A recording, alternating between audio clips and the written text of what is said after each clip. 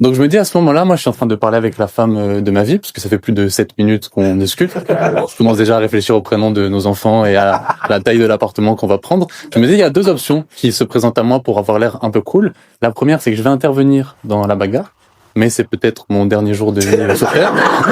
D'autant plus que c'est très dur de te marier une fois que tu es décédé suite à cette bagarre.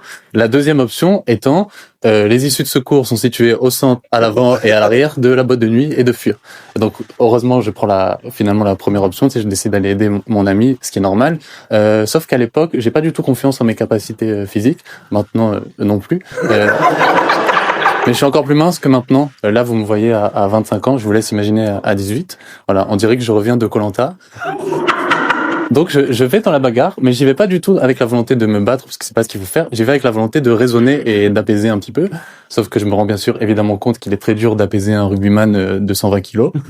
Vraiment très costaud. Vraiment le groupe de rugbyman, pour que vous conscientisez, je pense que le plus maigre fait le poids d'une Fiat 500. Voilà. Pour vous donner un ordre d'idée. Donc évidemment, je décide pas de me battre, je décide juste de prendre mon ami et de le tirer par le bras pour qu'on aille festoyer ensemble. Et à ce moment-là, il y a quelqu'un que je ne connais ni d'Adam ni d'Ève qui décide de m'envoyer de toutes ses forces un coup de poing dans l'arcade sourcilière. Il m'a liké, mais un peu plus fort que... Donc là, c'est la partie de l'histoire où ça commence à être un petit peu flou, si je peux me permettre. Donc moi, je tombe évidemment de toutes mes forces par terre sous la violence du coup. C'était le combat le plus court de l'histoire du combat. J'essaie de me relever, mais j'y arrive pas, parce que j'ai mes jambes qui sont parties discuter au fumoir ensemble.